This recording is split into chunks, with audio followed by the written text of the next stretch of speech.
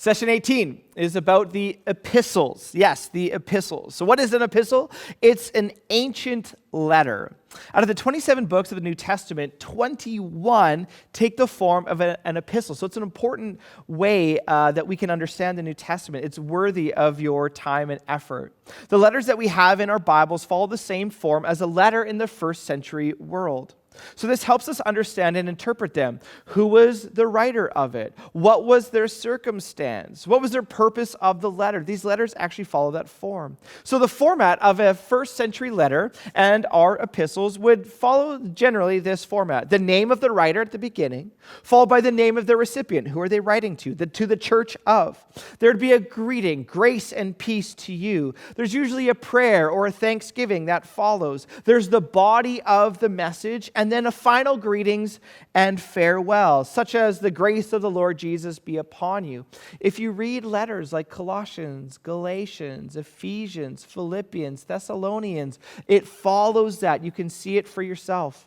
The epistles are written by the apostles themselves: Paul, John, Peter, James, and Jude.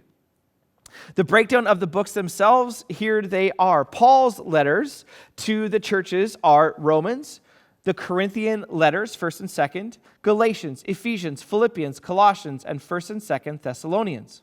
Paul also writes to individuals, 1st and 2nd Timothy, Titus, and Philemon. And then there's other letters by other authors, Hebrews, which nobody knows who the author is. Then there's James, the brother of Jesus, 1st and 2nd Peter, 1st, 2nd, and 3rd John, Jude, and Revelation. That's a general introduction. Here are some tips on how to interpret the epistles. Step 1, grasp them in their own town. Ask the question, what did it mean to them? What are the differences between the Bible's audience and our audience? That's step 2. Step 3, what are the principles that can be taken from then to now? It isn't always very clear between what they were saying and our own context. And step 4, how can you apply this to your own life today? Some of the key themes in these epistles are the relationship between Jew and Gentile. Now that the gospel is open to all people, not just Jews, how does it look that the Jews and the Gentiles are now worshiping Jesus in the same church? So many of these letters are grappling with that dynamic. Look for that. Secondly, the authors were applying the gospel to ancient people and churches facing particular problems. Pay attention to the problems. I think every letter, almost every letter, if not every letter, all the epistles are written to people in conflict.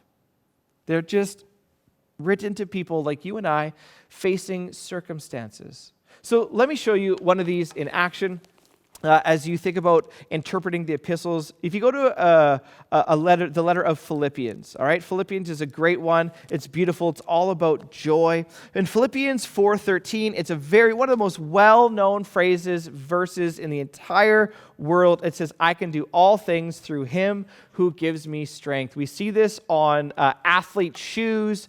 Athletes say this after the Super Bowl.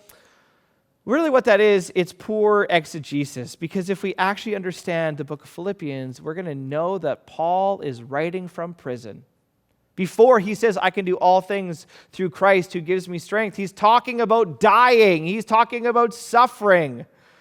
So when we actually do the work, we understand that he says, I can do all things. He's not talking about winning the Super Bowl. He's talking about running his race. He's talking about suffering. He's not talking about moments of victory. And so that's one example for you about what good exegesis helps us to do.